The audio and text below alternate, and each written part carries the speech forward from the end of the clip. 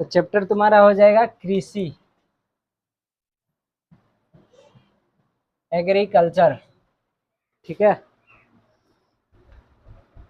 तो भारत जो है कृषि में क्या है, प्रधान देश इसको माना जाता है भारत को। ठीक है, भारत को क्या माना जाता है, कृषि।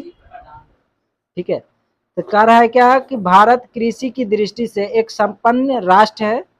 यहाँ पे विभिन्न प्रकार की उपजाऊ मिट्टी भी पाई जाती है और वर्ष भर में पर्याप्त तापमान के कारण फसलों के लिए लंबा आवर्धन काल भी मिलता है यहाँ पे। ठीक है, अगर भारत में देखो, बाकी और सब देश को देखो, जैसे कि पहले हम बताए हैं, बाकी सब जितना देश को देखो तो उसमें कहीं पे ठंडा है तो कहीं पे ज्यादा गर्मी है, कहीं पे ज्यादा उसका टेम्परेचर मतलब सेम है तो सब दिन सालों भर वही रह जाता है। अब दूसरे जगह जाओ तो गर्मी है तो गर्मी है, ठंडी है तो ठंडी है। कुल मिलाकर बात ये हुआ, अगर भारत का अगर हम बात करें, ठीक है,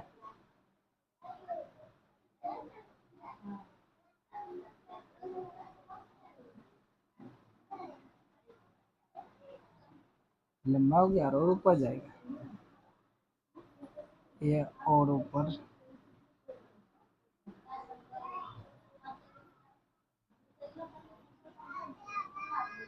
ठीक है, तो भारत का बात करें तो यहाँ पे सभी प्रकार का मौसम है। ठीक है, जिसे हम ऋतु बोलते हैं, और इसी के कारण यहाँ पे जो फसल होता है सब प्रकार का यहाँ पे फसल उगाया जाता है। ठीक है, और ये इससे इसका इतिहास को देखें अगर भारत के इतिहास का, तो पहले से भी व्यापार यहाँ पे आना बहुत ज़्यादा पसंद करता था। जैसे कि 9th में पढ़े थे वास्को डी गामा के बारे में। ठीक है, तो यहाँ मसाला वसाला, बाकी सब में देश में तो मसाला पाया नहीं जाता था। ठीक है, क्यों, तो वही रीजन है कि उस सबको उतना मतलब एरिया सही नहीं था, उसका टेम्परेचर सही नहीं था, वातावरण सही नहीं था।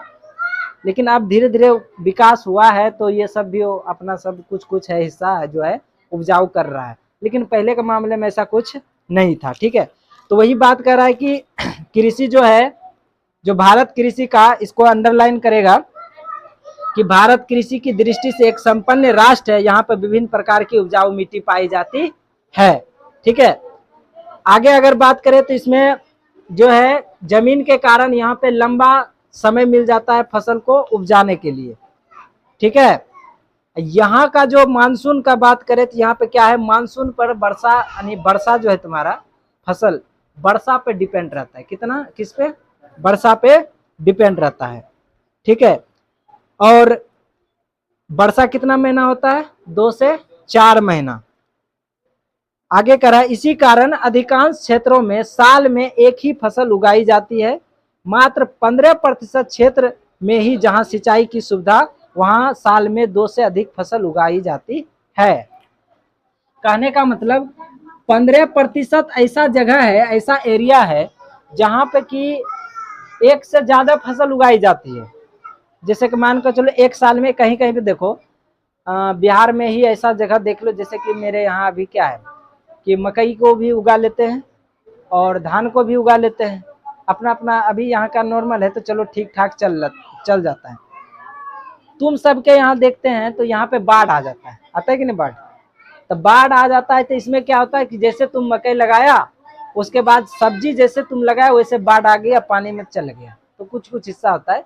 तो ऐसा ऐसा बहुत सारा जगह है जो भारत में, तो वहां पे क्या होता है कि एक ही फसल होता है। कितना फसल, एक ही फसल, चाहे वो बाढ़ के कारण हो, चाहे वो पानी के कारण हो, या ऐसा बहुत सारा रीजन हो सकता है, जैसे बंजर जमीन हो या वगैरह वगैरह जो भी हो। लेकिन हाँ, एक चीज याद रखना, पूरे भारत का 15% क्षेत्र जिसमें कि दो दो फसल यानी 2 फसल उसमें उपजाया जा सकता है। कितना प्रतिशत में, 15% में। ठीक है, अच्छा, वैसे भी आप जो खेती का मामला है वो धीरे धीरे कम होते जा रहा है कि आदमी खेती उतना करना नहीं चाह रहा है। अगर भारत में बात करें तो पहले किताब के अनुसार चले तो 70% आबादी खेती पर आधारित था। अब थोड़ा सा ही घट गया है, तो 52-56 के आसपास या 60 के आसपास, तो इतना के आसपास आ गया, तो मतलब समझ जाओ 51 या 52 के प्रतिशत रहेगा, 19-20 थोड़ा होगा। ठीक है, तो पहले कितना था, 70%। तो किस पे था, किताब के अकॉर्डिंग बता रहे हैं तो तुम्हारा पूरे भारत में जितना आदमी है ज्यादा से ज्यादा किस पे, यही तुम्हारा 70% खेती पर ही निर्भर था। किस पे? खेती पर ही निर्भर था। और अच्छा, खेती पर निर्भर होने के कारण एक चीज और है, कृषि में 23% जो हिस्सा है वो क्या करता है, खपत करता है, राष्ट्र आय पर ये खपत करता है। कितना प्रतिशत? 23%। तो सोचो ये ज्यादा है। ज्यादा इसीलिए है कि 23%, सोचो अगर खेती से कर रहा है तो बाकी हिस्सा अब उधर का कितना बच गया? 77%। अब कहेगा सर जी ये तो 77% जो है ये तो ज्यादा नहीं हुआ, ये कम नहीं हुआ। ये 77% इसमें सब कुछ जोड़ के, टैक्स जोड़ के, जो बाहर कमा रहा है उसका पैसा जोड़ के, जो अंदर में जो छोटा मोटा बिजनेस कर रहा है, जो बड़ा बिजनेस कर रहा है, उस सब पैसा जोड़ के टोटल कितना है? 77%। लेकिन कृषि अकेला योगदान दे रहा है, किसमें दे रहा है? राष्ट्र आय में। किसमें? राष्ट्रीय आय का बात करें, राष्ट्र आय यानी कि नेशनल इनकम का बात करें तो इसमें टोटल कितना हिस्सा दे रहा है? 23% टैक्स यानी कि मान को चलो उसमें योगदान दे रहा है, हिस्सा कर रहा है। ठीक है, आगे समझते हैं। तो एग्रीकल्चर मतलब खेती के बारे में ये था, सिंपल सिंपल बात जो कि याद रखना चाहिए। एग्रीकल्चर इंग्लिश में इसको बोलते हैं एग्रीकल्चर। ठीक है, अब समझते हैं आगे। भारत में कृषि का महत्व कई कारणों से है। अब इसका क्वेश्चन ये पूछेगा कि भारत में कृषि का महत्व क्या है। ठीक है, इसका महत्व क्या है? अगर रियल माने अगर देखा जाए तो खेती सब में उतना दिमाग कोई नहीं, टेंशन नहीं लगाना चाहता है। कंपनी सब क्या करता है, वो चाहेगा, जैसे मान के चलो अभी घटना जो घटा, मान के चलो वोडा, आइडिया, एयरटेल, इस सब का क्या हो गया? प्राइस बढ़ा कि नहीं बढ़ा? जो चीज तुम 250 में करता था रिचार्ज, वो कितना में कर रहा है? 300 में। अब सोच के देखना, कंपनी चाहेगा तो साबुन का दाम 10 से 15 कर सकता है, कर भी लेता है, हो ही रहा है, बढ़ ही रहा है। ठीक है, लेकिन किसान को इसमें मर्जी हैवे नहीं किया है, उसको फिक्स कर देता है। वो रेट ही आता है कि आपको इतना में बेचना, इससे ज्यादा नहीं अगर ज्यादा में बेचिएगा लेवे नहीं करता है। ठीक है, लेकिन कंपनी में क्या है, उसका मन हुआ तो दाम बढ़ा सकता है, उसका मन हुआ तो घटा सकता है। लेकिन ये किसान में, खेती के बारे में बात करें तो ये किसान ऐसा कुछ कर नहीं सकता है। जो उसका रेट बन गया तो उसी पे वो आधारित है, उसी पे वो बेचेगा। उसमें भी उसको बहुत लोचा है। लोचा का मतलब बहुत प्रॉब्लम है। अब जैसे मान के चलो जिसको बेचने जाता होगा तो नहीं करता है, क्या क्या चीज काटता है, किलो के पीछे क्या इसको बोलता है यहाँ पे, हाँ तो अलग अलग भाषा में क्या क्या बोलता होगा, मेरे इधर उसको क्या ना बोलता है, मतलब किलो के हिसाब से। जैसे एक बोरा नपाया ना, उसमें 2 किलो 3 किलो काट लेता है। ठीक है, कितना? बोरा के हिसाब काटता है। अब इतना सोचो वो किस लिए काटता है, क्या काम है उसका काटने का? भाई हम तुमको 50 केजी चावल दिए, मान के चलो मकई बेचे, 50 केजी मकई बेचे, तो उसमें आप कहेगा 2 किलो काट देते हैं। क्यों काटते हैं? तो अब ये काटेगा कौन? वही दुकानदार काटेगा, हर एक बोरा के पीछू काट लेता है। अब इसमें क्या लॉजिक है काटने का? काटना तो नहीं चाहिए।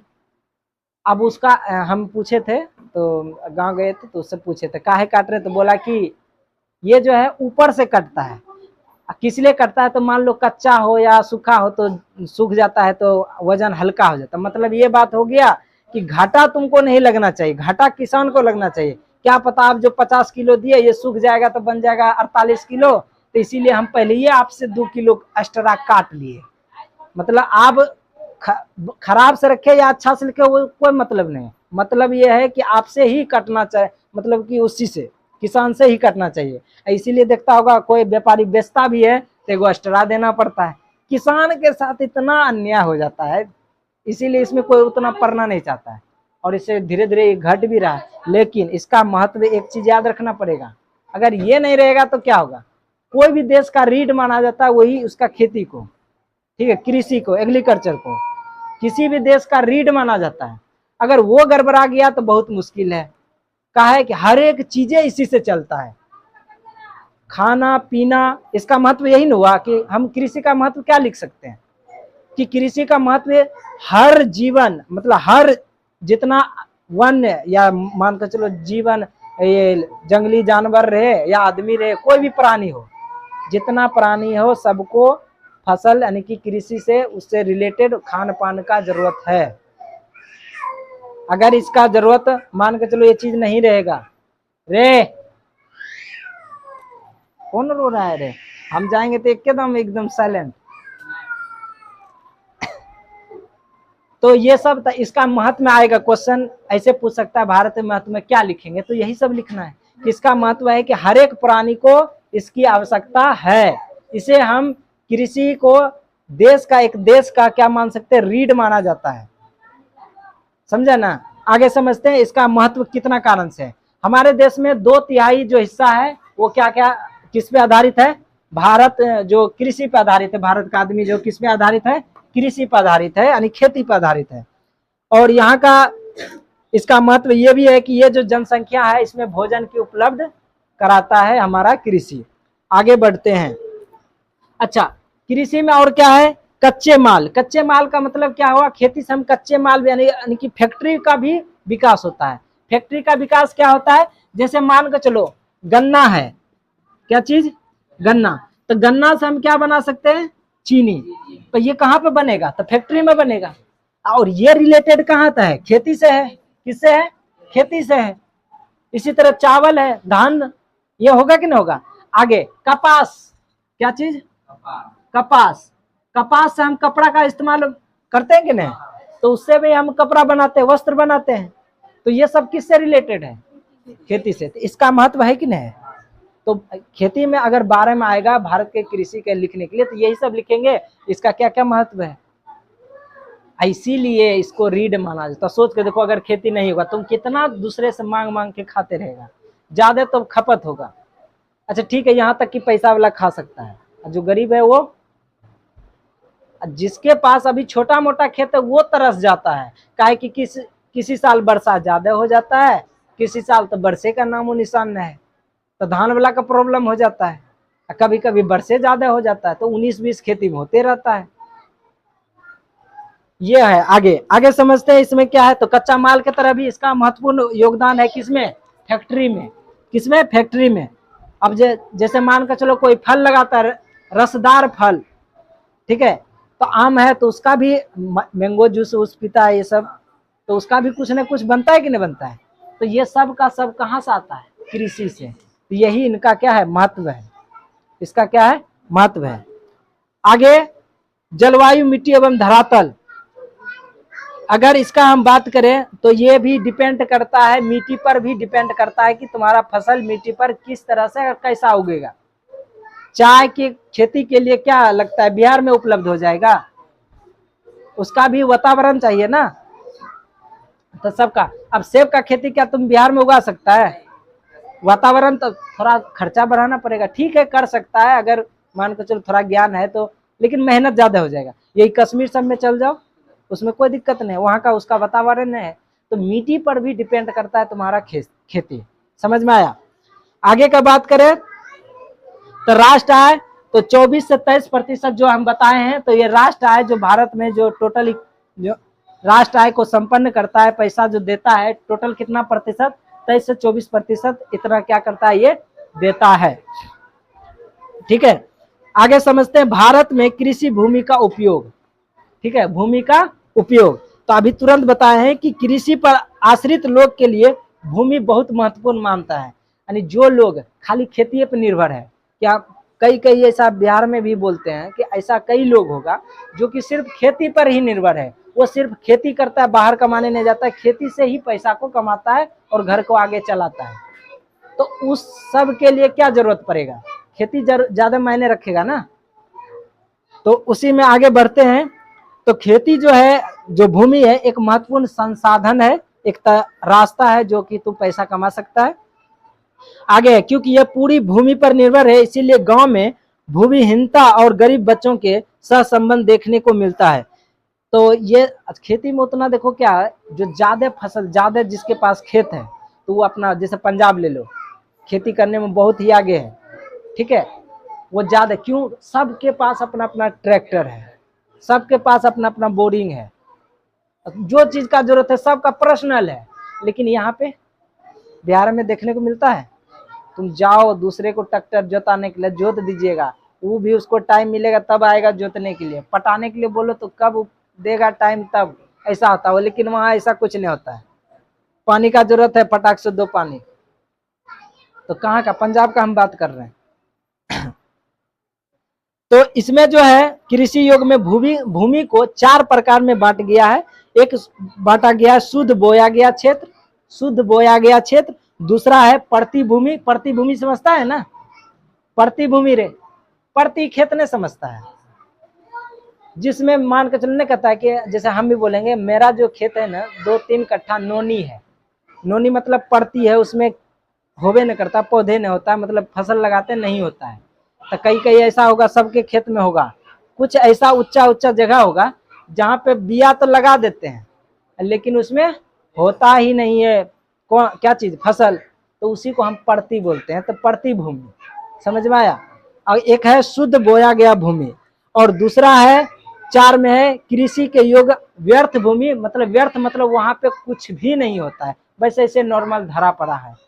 ठीक है, अब इसको भी समझते हैं। तो सबसे पहला हम समझते हैं क्या चीज, तो पहला शुद्ध बोया गया क्षेत्र। इसको अगर हम बात करें, जनसंख्या के वृद्धि के कारण कृषि योग्य भूमि पर काफी दबाव पड़ रहा है और इसका गैर कृषि कार्यों में लगा उपयोग बढ़ता जा रहा है। ऐसी परिस्थिति में उत्पादन 2 ही रूपों में बढ़ाया जा रहा है, हेक्टर के हिसाब से। हेक्टर के हिसाब से तुम ऐसे समझ सकता है, बीघा समझता है, बीघा, उसके हिसाब से। अच्छा, इसमें इसको मिटा देते हैं। याद रखना कितना प्रतिशत हिस्सा राष्ट्र आय में योगदान देता है, 23%। और भारत में 15% हिस्सा जहाँ पे ऐसा जमीन है जो कि बहुत अच्छा है, वहां पे सब फसल आराम से उगा सकते हैं। अब बाकी सब का सब फसल मौसम पे डिपेंड करता है। ठीक है, और 70% पहले जो था ये क्या करता था, खेती, भारत के आदमी खेती पर निर्भर था। समझ में आया कुछ। और अभी थोड़ा ये घटा है, काहे कि अब सब बाहर उहर कमाना ज्यादा पसंद करता है, खेती करना कम पसंद करता है। ठीक है, काहे कि इसमें मेहनत ज्यादा है, पैसा थोड़ा कम है। क्या इसमें रेट फिक्स रहता है, उस सब का ऊपरेस है। आ कंपनी सब एकदम अपना मनमोजी के जो मन हुआ है। अगला साल कहते 2-3 साल बाद और 350 है, और 450 हो जाएगा, 500 हो जाएगा, ऐसा भी हो जाएगा। 300 से 350 ऐसे 150 बढ़ते रहेगा, अब बढ़ाएगा ही। इसमें क्या करेगा तुम सब, कोई आवाज किसी को क्या फर्क पड़ता है, जाने दो। लेकिन जियो वाला बड़ा होशियार है, वो पहले आदत लगाता है। अभी 5G का सबको आदत लगा रहा है ना, फ्री में दे रहा है ना। नहीं, अब रिचार्ज शायद बढ़ाया, मेरा मोबाइल में 5G है, 4G है। तो पहले 5G एकदम फ्री में दे रहा था, जितने यूज कर सकता है। अब उसका अलग स्पेशल रिचार्ज कराना पड़ेगा, तब जाकर 5G चलेगा, नहीं तो नहीं चलेगा। अच्छा, 5G का भी मतलब अलग अलग हुआ ना, तो अब वही हो गया। अब 5G के लिए 5G मोबाइल लो। अब 5G का अभी लग रहा है ना, सेम ले रहा है ना 4G 5G। अगला साल आओ या 2 साल बाद देखना 5G का एक्स्ट्रा पैसा लगेगा, उससे ज्यादा लगेगा, 4G का कम लगेगा। जैसे तुम सब खाली रिचार्ज कराता है 150 का बात करने के लिए या 200 का, तो उसका कम लगता था। तो नेट ज्यादा स्पीड लेना है तो तुमको ज्यादा रुपया देना पड़ेगा, और कम तो कम रुपया देना पड़ेगा। ठीक है, तो इसमें क्या है, तो पहले एक समझते हैं सहन, क्या है, सॉरी सहन बोल रहे हैं, सहस्य, सहस्य गहनता, गहनता। ठीक है, इसको समझते हैं। ठीक है, सहस्य गहनता, इसका मतलब क्या हुआ, इसका मतलब हुआ जिस खेत में एक से अधिक फसल उगाया जा सके।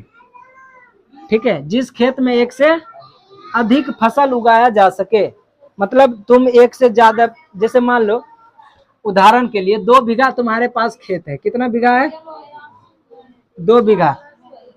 क्या हुआ, अरे फसल गलत लिख दिए थे रे, उल्टा हो गया था। अब ठीक है ना, फसल। तो मान के चलो 2 बीघा तुम अभी क्या कर रहा है, खेती कर रहा है। ठीक है, अभी समझ में आ जाएगा क्या होता है। 2 बीघा में तुम कितना अभी फसल उगा रहा है, एक फसल उगा रहा है, कितना, एक फसल। लेकिन अब तुम क्या किया कि नहीं, अब इसमें थोड़ा सा हम प्रोग्रेस करते हैं, विकास करते हैं। अब 2 बीघा खेत है, इसमें तुम कितना ले रहा है फसल? 2 फसल का इस्तेमाल कर रहा है, ठीक है। 2 बीघा में कितना? 2 फसल। अगर तुम 3 साल इसको खेती किया तो मतलब इसमें टोटल कितना फसल लिया? 3 फसल। 2 बीघा में कितना फसल? 3 फसल। यही अब इसमें देखो तुम वही 2 बीघा में तुम 2 फसल ले रहा है 1 साल में। कितना साल में? 1 साल में। तो अगर 3 साल करेगा तो टोटल कितना फसल ले लेगा? 6 फसल। तो वृद्धि हुआ कि नहीं हुआ? वृद्धि हुआ कि नहीं हुआ? तो वृद्धि हुआ तो इसका इसी चीज को, ये जो वृद्धि हुआ एक ही खेत में प्रोग्रेस किया, जो इसी चीज को हम बोलते हैं सहस्य गहनता फसल। समझ में आया कुछ? ये भी अगर मान के चलो आएगा, इसका भी सूत्र है कुल बोया गया क्षेत्र अब बट्टे शुद्ध बोया गया क्षेत्र, ठीक है। ये भी आगे पीडीएफ देंगे, उसी में आ जाएगा। चलो आगे समझते हैं। तो इस सहस्य गहनता का एक सूचक द्वारा लिखा जाता है जिसे प्रतिशत में अभिनियत किया जाता है, ठीक है। यानी कि इसका जो सूत्र भी लिख देते हैं, इसको मिटा देते हैं। सूत्र में क्या है? कुल बोया गया क्षेत्र, ठीक है। और बटे क्या हो जाएगा? शुद्ध बोया गया क्षेत्र, ठीक है। तो ये इसका क्या निकलता है? फार्मूला निकलता है, मतलब निकालने का कि तुम्हारे पास ये कैसा फसल तुम ले रहा है, उससे तुम पता कर सकता है, ठीक है। आगे समझते हैं। तो इस विधि से हम अपना, अगर ऐसा करते हैं तो हम अपना खेती का वृद्धि क्या कर सकते हैं? बढ़ा सकते हैं। भारत में शुद्ध बोए गए क्षेत्र बढ़ने का संभावना बहुत ही कम है, लेकिन सहस्य गहनता ही वह विकल्प है जिससे भारत कृषि का उत्पादन बढ़ाया जा सकता है।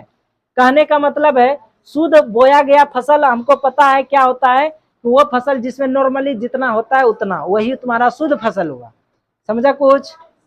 शुद्ध फसल जैसे मान लो चलो तुम खेत में कुछ नहीं किया, जो खाद उद दिया नॉर्मली, तो खाद कैसे दे दिया और फसल लगा लिया, तो मान लो कि उसमें तुमको फायदा हुआ 10,000 का फायदा हुआ उसमें टोटल। ज्यादा उसमें नखरा उखरा कुछ नहीं है, मतलब कि एक्स्ट्रा पैसा अपना नहीं लगा, नॉर्मली जैसे बोया था वैसे बो दिया, तो 10,000 का फायदा हुआ। अब तुम क्या किया? थोड़ा सा दिमाग लगाया और उसमें और प्रोग्रेस करके पैसा उसा और लगा के और मेहनत करके उसको अब 10,000 को 2 फसल अब खेत में लेने लगा, उसको कर दिया कितना? 20,000 कर दिया। तो वो तुम्हारा फसल क्या हो जाएगा? सहस्य गहनता। जो तुम्हारा ऐसे नॉर्मली होता है उसे बोलते हैं शुद्ध बोया गया फसल। समझा कुछ? तो भारत में शुद्ध बोया गया फसल से अगर खेती करेंगे तो भारत का विकास कभी नहीं होगा। भारत का विकास कभी नहीं होगा। क्यों नहीं होगा? क्योंकि यहाँ पे बंजर भी तो जमीन है ना। और ठीक है, तुम शुद्ध ऐसे नॉर्मली बिना खाद उद दिए तुम कितना उपजा सकता है? ज्यादा उपजा सकता है। और जब ज्यादा तुम खेती यानी पैसा नहीं कमा सकता खेत से, तो क्या भारत का टैक्स बढ़ा सकता है? क्या आय में मदद कर सकता है? नहीं कर सकता है। इसीलिए हम इसका इस्तेमाल करते हैं। ये एक ऐसा विकल्प है जिससे कि हम खेती को क्या कर सकते हैं? आराम से बढ़ा सकते हैं। और खेती जब बढ़ेगा तो भारत का राष्ट्र आय भी बढ़ेगा, ऑटोमेटिक बढ़ जाएगा, ठीक है। आगे समझते हैं।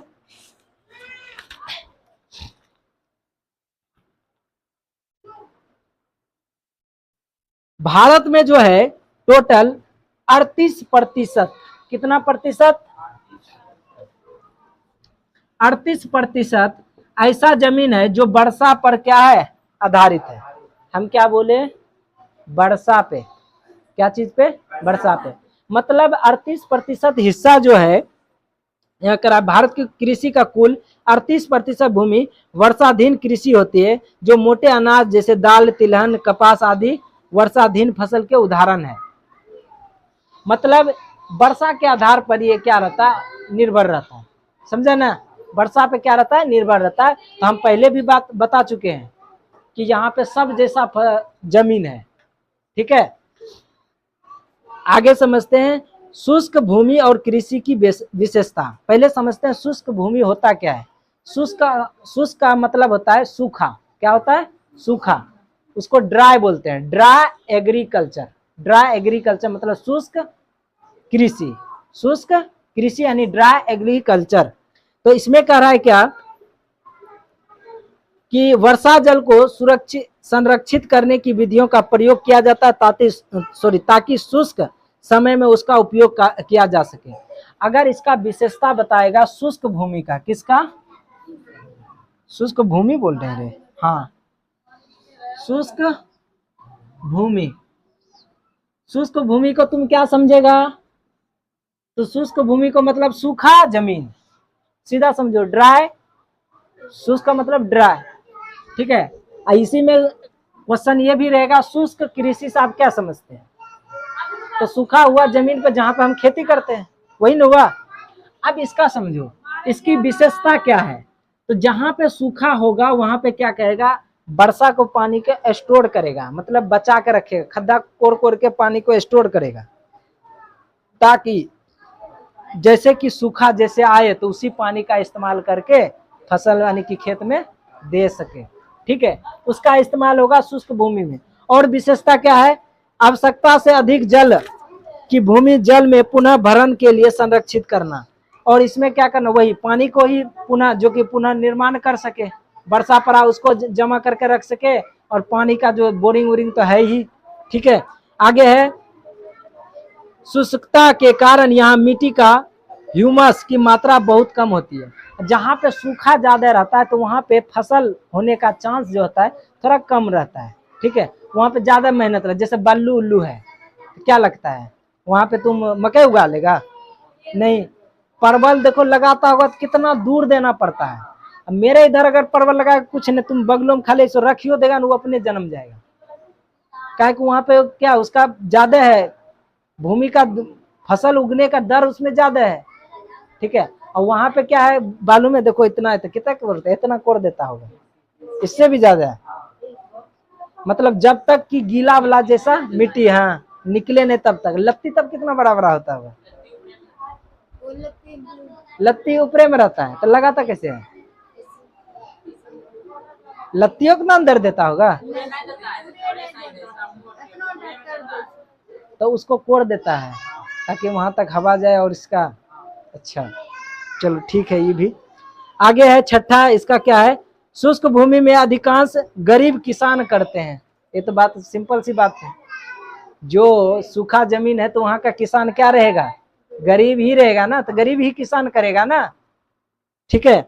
और जिनके पास उन्नति कृषि करने के लिए पूंजी नहीं रहता है, मतलब उसको चाहे तो अच्छा खेती बना सकता है, खाद उद दे के पानी उनी एकदम ठीक ठाक कर सकता है, लेकिन उसके पास क्या है, पूंजी नहीं है, तो वो खेती में क्या कर सकता है, तो क्या वैसा को वैसा ही न रहेगा। तो सूखा जमीन वाला खेती जिसे शुष्क फसल बोलते हैं या भूमि बोलते हैं, तो वहां पे अधिकतर गरीब किसान ही होता है। एक चीज याद रखना, खेती करने में अगर सही से पढ़ लिख के, जैसे मान के चलो करेगा बोटनी विभाग से, ठीक है, एग्रीकल्चर से, तो थोड़ा उसमें बहुत कुछ उसका नॉलेज आ जाता है। और उसके आधार कोई ग्रीन प्लांट बनाता है, ग्रीन घर, ग्रीन हाउस जानता है ना, तो कितना वीडियो सब में देखा, ग्रीन हाउस बना रहता है, उसमें सब्जी सबका खेती करता है, और सब्जी उसमें जैसे कि तुम ऐसे नॉर्मली जितना उगाता है उससे 2 गुना 3 गुना उगा लेता है ग्रीन हाउस करके, क्योंकि ग्रीन हाउस का काम है क्या, वातावरण जिसको अनुकूल जितना चाहिए उतना के अनुसार वो रखता है, ठीक है। ज्यादा नहीं पावर का नहीं ज्यादा कम का, उसमें हीट बना ही रहता है। ग्रीन हाउस को आगे तुम दूसरा चैप्टर में भी पढ़ेगा, वो पर्यावरण का है, ठीक है, या 9th में भी पढ़ाए होंगे, 9th में नहीं पढ़ाए हैं, 9th में भी पढ़ाए होंगे कि ग्रीन हाउस किस लिए इस्तेमाल किया जाता है। उसी के तो अनुसार से ग्रीन हाउस के ही आधार पे और दूसरा देश वाला जो फसल उसल उगाने लगा है, सब्जी उब्जी करने लगा है, नहीं तो पहले देख लो नहीं होता था तो भारत आना पड़ता था, ठीक है। आगे समझते हैं। चूंकि गरीब किसान शुष्क भूमि पर कृषि दोनों ही एक दूसरे से जुड़े हैं, इसीलिए गरीब किसान उत्थान के लिए सरकार की कई योजना बना गया है। मतलब अब देखो उस जमीन पर गरीब किसान ही सिर्फ रहता है, तो इसके लिए सरकार ने योजना बनाया। योजना का मतलब कुछ लाभ देने के लिए कि आप ऐसा कीजिएगा तो आपको ये लाभ होगा, ये आपको कुछ छूट दिया है, ठीक है। जिसमें कि एक है ग्रामीण विकास कार्य के लिए, जैसे सूखा प्रबंध क्षेत्र विकास कार्यक्रम, रोजगार के बदले अनाज कार्यक्रम, नरगा आदि ये सब मतलब कि दिया है रोजगार के रूप में। ठीक है, ये फुल तो नहीं हो जाएगा, स्टोरेज कम है। कितना स्टोरेज बचा है? 10 है। 10 यानी कि 5 GB हो गया है। 5 GB का मतलब समझा?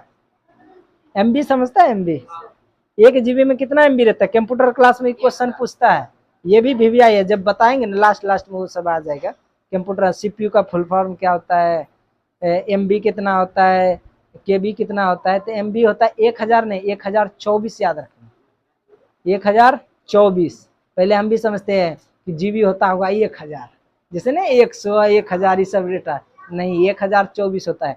सही से नेट को देखेगा ना 1000 MB यूज भी हो जाएगा ना, फिर भी 24 MB धरा रहता है। जब तक 1024 नहीं होगा तब तक 1 पॉइंट GB लिखेबे नहीं करेगा ये। ठीक है, तो वो कंप्यूटर का थोड़ा है तो उधर छोड़ो। अच्छा, पशुपालन के लिए भी, मुर्गी पालन के लिए भी थोड़ा सुविधा दिया गया, विकास के लिए सुविधा किया है। तो ये सब छोटा छोटा जो फैक्ट्री उक्ट्री है तो उसमें सरकार कुछ न कुछ योजना चलाया है। ठीक है, आगे समझते हैं कृषि के प्रकार। कृषि का क्या प्रकार मतलब क्या? कृषि का मतलब क्या? खेत का प्रकार। खेत का प्रकार बोले तो खेत में प्रकार में कैटेगरी बांटा गया, जो कि 3 प्रकार से बांटा गया। कितना प्रकार से? इसको मिटा देते हैं। भारत में खेत का आधार कितना? इस क्वेश्चन को याद रखना। भारत में कृषि को कितना प्रकार में बांटा गया है? 3 प्रकार में। प्रारंभिक जीविका कृषि, कृषि को बार बार क्या लिखेंगे, बस इसको भी याद रखना। और दूसरा है गहन जीविका, गहन जीविका। ठीक है, और तीसरा है तुम्हारा वाणिज्य, वाणिज्य वाणिज्यिक, वाणिज्यिक जीविका। जीविका ही ना, कृषि है। ठीक है, इस तरह से कितना भाग में बांट दिया है? 3 भाग में बांट दिया। इसको याद रखना, ये भी क्वेश्चन पूछेगा भारत की कृषि कितने भाग में बटा है, तो कितना में? 3 भाग में। तो अब पहला भाग हम क्या जानेंगे? प्रारंभिक जीविका। अच्छा, क्या बता रहे हैं तो कुछ समझ में नहीं आ रहा है? हाँ, कुछ नहीं समझ आ रहा है? बातचीत कर रहे हैं ना, तो उससे तुम जब बोले ना, जब क्वेश्चन देंगे ना सब्जेक्टिव में, तो लिखने में थोड़ा कुछ न कुछ आ जाएगा। नहीं तो बोलेगा किताब से सेम टू सेम जा रहा है, चलने दो गरी, क्या दिक्कत है? तो पहला हम देखेंगे क्या चीज? प्रारंभिक जीविका कृषि। इसमें क्या करा है? यह अतीत प्राचीन काल से ये, अच्छा देखो नाम से याद रखना, प्रारंभिक। प्रारंभिक मतलब शुरुआती, समझ रहा है? छठा में सिंधु सभ्यता, हड़प्पा सभ्यता जो पढ़ा था, तो चावल का जो साक्ष्य मिला था उसी का। तो यहाँ देखो प्रारंभिक समय में जो खेती किया तो वो तो बहुत इसका पुराना इतिहास है। ठीक है, तो वही बात कर रहा है, यह अतीत प्राचीन काल यानी पूरा पुराना काल से ही कृषि करने का तरीका परंपरागत तरीकों से भूमि पर खेती की जाती है। खेती के औजार में काफी परंपरागत होते हैं, जैसे कि लकड़ी का हल, कुदाल एवं खुरपी। इससे जमीन की जुताई गहराई से नहीं हो पाती है, जिससे जैसे तैसे बीज को बो दिया जाता है और फसल पकने पर काट लिया जाता है। इसी को हम क्या बोलते हैं? प्रारंभिक जीविका कृषि। तो समझ में मेरे ख्याल से आ गया होगा। इसका अर्थ ये हुआ कि ये सबसे पुराना है। पुराना है तो इसका मतलब पहले खेती कैसे किया जाता था? तो हल है, खुरपा है या कचिया है। अच्छा, इससे क्या होता था हल में? तो ऊपर ऊपर ही ज्यादा गहरा को, अच्छा तो ये क्वेश्चन आएगा सर ज्यादा ही गहरा कोर देंगे तो क्या मिलेगा हमको? जमीन तो कोरा रहा है ना, तो बात खत्म है। कम कोराए कि ज्यादा? तो बताओ इसका क्या मतलब होगा, ज्यादा और कम में? देखो इसका अर्थ यह है कि अगर तुम ज्यादा कोर के ऐसे ट्रैक्टर से जैसे फार लगाता है तो क्या करता है, मट्टी को ऐसे कल्टा देता है, तो ऊपर का जो उसमें हवा लगा हुआ है वो नीचे चल जाता है, और नीचे वाला जिसमें अभी तक ऑक्सीजन सब नहीं पहुंचा है। अच्छा, जीने के लिए भी ऑक्सीजन चाहिए, तो गाछ को भी तो वही चाहिए ना, तो मिट्टी में हल कैसे बना रहेगा? अच्छा, ये एक चीज और देखो कि जब तुम फसल लगा लेता है, जैसे बैगन लगा लिया या टमाटर लगा लिया या कुछ भी ऐसा चीज लगा लिया, बाद में उसको क्या करते हैं? थल कोड़ते हैं। क्यों? हाँ, तो उसमें क्या चीज का? हाँ, तो उसमें क्या है कि क्या लगता है, उसमें हवा लगता है और ये लगना जरूरी है। अगर ऐसा नहीं होगा तो उसके जड़ के आसपास मान के चलो तुम पानी भी देगा तो जैसे एक लेयर में बैठ जाता है, लेयर, तो उस तरह से परत एक बैठ गया तो पता चला कि तुम पानी दिया, अब धूप उगा और भाप बन के ऊपर चल गया, तो पानी का मात्रा बहुत कम नीचे गया। यही अगर ढीला ढाला रहता परपरा के सूखता है। जैसे कि इसका सीधा उदाहरण ले लो कि एक बालू है या फिर मकई का आटा, एक ले लो गेहूं का आटा। मकई का आटा में पानी डालो, मतलब उसमें दो, तो उसमें क्या होगा, एक लेयर बन जाएगा कटोरा जैसा, उस सोखता कम है, चिप चिपचिपा जैसा, ऐसा चिपचिपा जैसा हो जाता है। तो वो क्या होता है, पानी को सोखता एकदम बहुत धीरे धीरे है। लेकिन मकई वाला आटा में दो, गेहूं तो नहीं तुम्हारा सोखेगा, लेकिन मकई वाला में दो तो उसको सानने में भी मजा आता है, तुरंत सना जाता है। नहीं सनाता है, नहीं सनी है कभी रे। अच्छा, सबसे कौन आसान लगता है सानने के लिए, मकई का आटा कि गेहूं का आटा? एगो बोल रहा है गेहूं का। देखो, गेहूं के आटा में जो है एक बार जहां पे पानी जहां पे ऊपर आ उसको करेगा तो वही ढेला ढेला बनेगा। लेकिन मकई के आटा में उसका घर फूलता है। एक काम करना, मकई का आटा गोल जैसे जैसे बनाता ना खुच्चो जैसा, उसमें पानी देकर छोड़ देना, तो देखना वो सब जगह सूखेगा। और गेहूं में करना वो धीरे धीरे है, अब पता चला वो कटरो बना देगा। ठीक है, तो यही अंतर है। तो इसी को समझो जस्ट भूमि के तरह, जमीन के तरह। तो उसको कोरेगा तो मकई का आटा की तरह बन जाएगा, तब पानी सरसरा के खींचेगा तो जमीन अंदर तक जाएगा। ठीक है, तो पहले ये चीज उतना नहीं होता था, तो कुदाल उदाल से तो ऊपरे ऊपर कर दिया जाता था। अब आगे समझते हैं। अच्छा, ये ऐसा सब फसल किस किस कैटेगरी में आएगा? प्रारंभिक जीविका कृषि में। ठीक है, अच्छा बताओ, अगर इसमें क्या पैसा ज्यादा कमा पाएगा खेती से? नहीं कमा पाएगा, क्योंकि इसमें फसल ही कम होगा। क्या होगा? फसल कम होगा। तो इसमें पैसा भी इस विधि से करेंगे तो पैसा भी क्या होगा? कम होगा। राज्य में जैसे असम, सेवन सिस्टर की दर जो है ये तुम्हारा है ना, असम, मेघालय, दार्जिलिंग सब उधर ही है। ठीक है, तो इसको बोलते हैं सेवन सिस्टर। तो इधर का जो खेती है तो इसमें कुछ है कि जैसे कि इसे कहते हैं झूम। झूम खेती के नाम सुना होगा, झूम खेती। हाँ, तो पहले ये होता था, 8 क्लास में भी है, तो एक जगह से दूसरे जगह खेती करना। जैसे यहाँ पे खेती कर रहे हैं, यहाँ का जमीन बंजर हो गया तो इसको छोड़ देते हैं, तो दूसरे जगह चल जाते हैं। तो उसको कुछ दिन के लिए क्या करते हैं, छोड़ देते हैं, कुछ साल के लिए, दिन के लिए ना, साल के लिए, 1 साल 2 साल के लिए छोड़ देते हैं। अच्छा, ये सब ऐसा कौन करता है? तो आदिवासी पहले करता था, जंगल में रहने के लिए। ठीक है, इसे यहाँ पे खेती किया, अब फसल नहीं होने लगा, छोड़ दो, चलो दूसरे जगह। वहां पे देखा कि इधर अब ठीक ठाक हो गया, तो वहां पे नहीं होने लगा, वहां से फिर यहाँ आ जाओ। इसी को घूम घूम को तो झूम झूम खेती इसको भी बोलते हैं। ठीक है, तो मणिपुर में इसे, मणिपुर में झूम, नागालैंड, सुनो यहाँ पे, असम, मेघालय, मिजोरम और नागालैंड में इसे क्या कहते हैं? झूम। क्या बोलते हैं? झूम। और मणिपुर में क्या बोलते हैं? पामुल, पामलू, पामलू बोलते हैं। तथा छत्तीसगढ़ और बक्सर जिले में, किधर गया रे, दीपा कहा जाता है। क्या कहा जाता है? दीपा। तो यही नॉर्मली यही हुआ तुम्हारा प्राथमिक जीविका। अब समझते हैं किसको? गहन जीविका। किसको समझते हैं? इसमें क्या कह रहा है? गहन जीविका में यह कृषि के देश में अधिकांश हिस्से में की जाती है। यह भूमि जनसंख्या को दबाव अधिक है, वहां इस प्रकार की कृषि पद्धति अपनाया जाता है। इसमें श्रम की अधिकता होती है और परंपरागत कृषि कौशल में भी इसमें भरपूर उपयोग किया जाता है। ठीक है, इसमें जो खाद बनाने के रखने के लिए परंपरागत ज्ञान, बीजों का रखरखाव एवं मौसम संबंधी भी अनेक ज्ञान होना जरूरी है। अब इसको समझते हैं, इसमें क्या कहना चाह रहा है। ये जो गहन खेती है ये थोड़ा पढ़ा लिखा वाला खेती है। गहन खेती क्या है? पढ़ा लिखा। अब इसका इस्तेमाल कैसे होता है?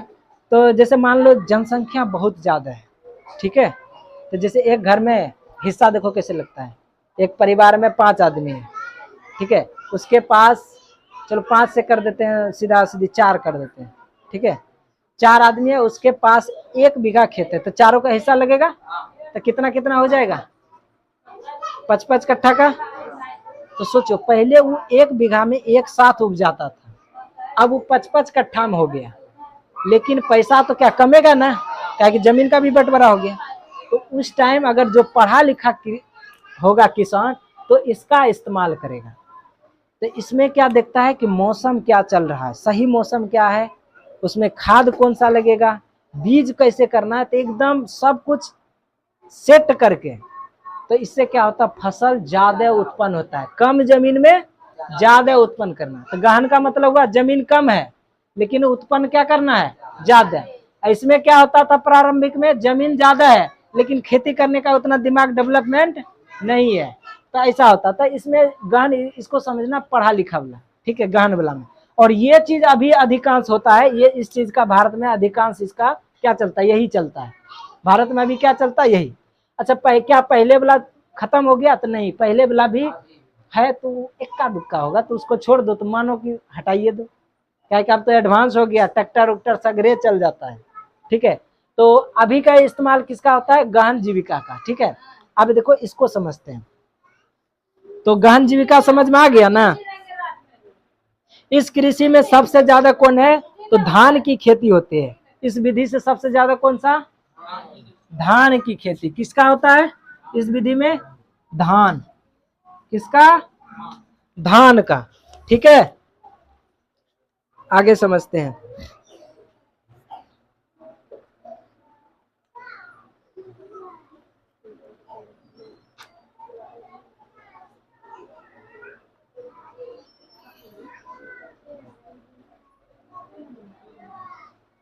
अच्छा इसमें एक चीज और बोले हैं कि जनसंख्या इसमें ज्यादा होता है, तो जनसंख्या ज्यादा हुआ, फसल भी ज्यादा हो गया, लेकिन बंटवारा करेगा तो कम में का हिस्सा लगेगा, ठीक है, ये भी होता है। चलो अब समझते हैं किसका, वाणिज्य कौन है, 3 गो हो गया था ना। चलो इसको अब समझते हैं। व्यापारिक है क्या, व्यापारिक कृषि में सही से दिख नहीं रहा, व्यापारिक ही होगा। चलो व्यापारिक कृषि को जानते हैं।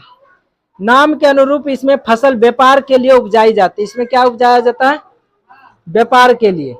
इसमें क्या होता है, अधिक पूंजी की आवश्यकता होता है, अधिक कृषि तकनीक का निवेश किया जाता है, और अतः किसान अपनी लगाई गई पूंजी से अधिकांश लाभ प्राप्त होता है।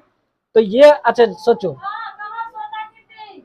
अच्छा इसका कैटेगरी ना व्यापारिक में पहले आ जाता है, व्यापारिक कृषि, ठीक है, इसमें आते हैं।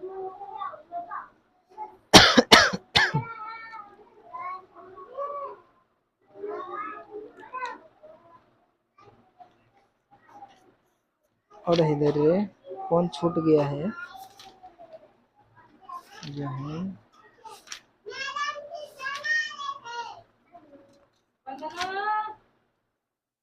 चलो यही होगा। तो व्यापारिक कृषि मतलब कि वही तुम्हारा वाणिज्य कृषि में जो आता है, इसी को हम क्या बोलते हैं, व्यापारिक कृषि। अब इसको हम समझते हैं बढ़िया से।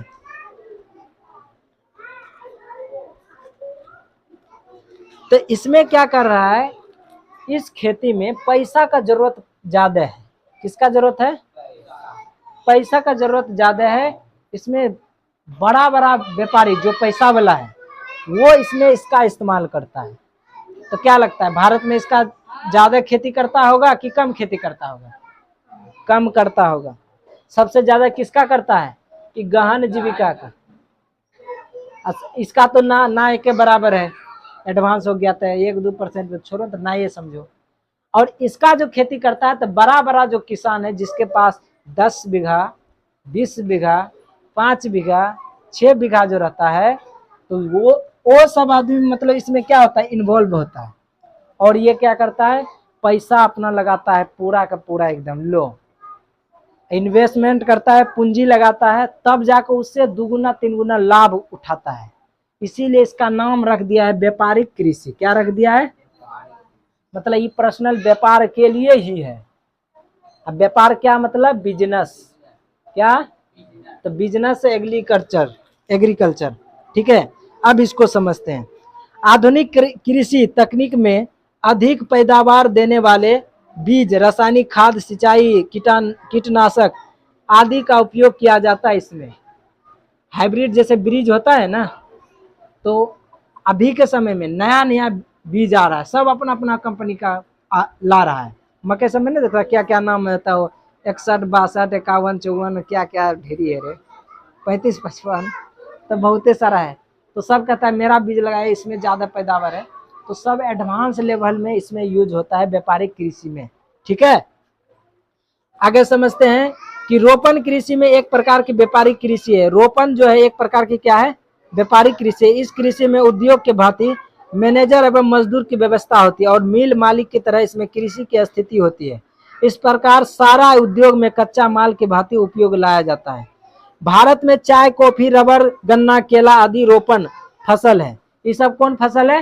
रोपण। रोपण का मतलब समझता है? हाँ, रोप के जो हाथ से ने, बिहार में धान फेमस है, धान को देखा है? हाँ, चाय असम और दार्जिलिंग में चाय जो है असम में, और दार्जिलिंग में क्या है? कॉफी। कर्नाटक में रबर। याद रखना, चाय का खेती कहाँ पे? कहाँ पे? कॉफी। अच्छा, कॉफी जो है तुम्हारा कर्नाटक में भी आता है, ठीक है। इसमें कॉफी के कहाँ है? हाँ, कर्नाटक में ही। तो दार्जिलिंग वही तुम्हारा सिक्किम के इधर पड़ता है। और रबर का खेती कहाँ पे होता है? रबर का अंडरलाइन नहीं कर रहा है? रबर का केरल, चाय का असम, कॉफी का कर्नाटक, ठीक है। तो ये सब तुम्हारा क्या है? अच्छा, ये चीज, चाय का खेती ये थोड़ा महंगा मत है, बिकता है महंगा में। कॉफी भी तुम्हारा महंगा में, 10 टका के लेगा, ओरिजिनल कितना नहीं, इतना का तो मिलता है, ठीक है। तो उसका अलग है, ये सब महंगा वाला है। और एक चीज और देखें, कश्मीर जाओ तो वहां पे सेब के लिए फेमस है, वो भी देखो महंगा में। कश्मीर में सेब का गाछ देखिए, टीवी में, मोबाइल हम भी नहीं देखे, मोबाइल में देखे हैं। हाँ, नारंगी का गाछ देखे हैं, चार पत्ता का गाछ देखे हैं, मेरे गांव में भी है।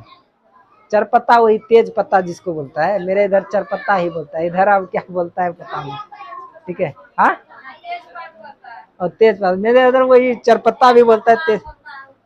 हाँ, तो वहाँ पे एक गाछ है, तो उसका वैल्यू है नहीं, जिसके पास गाछ है उसका कोई वैल्यू नहीं। मन होता तोड़ता उड़ता, नहीं तो बटर उटर के जाओ, कचरा में जाओ, कोई दिक्कत नहीं है। तो चलो अब समझते हैं, इतना बात समझ में आ गया ना। अब समझते हैं फसल का प्रारूप। इसको अंडरलाइन किया, फसल का प्रारूप। तो फसल का कितना बचा है? बहुत है क्या?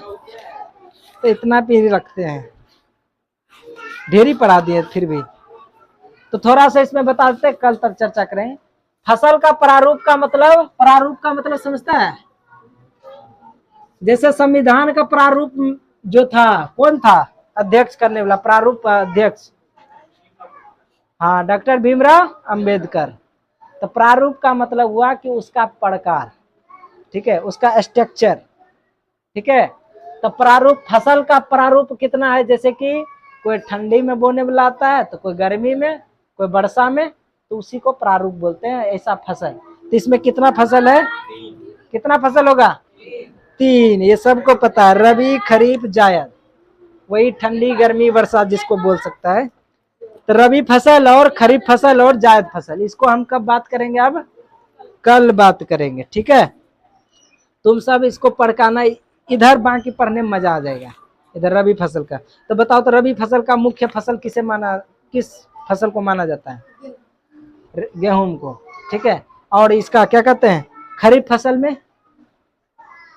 एक जायद भी फसल होता है, जायद में तो गर्मा फसल हुआ है तुम्हारा।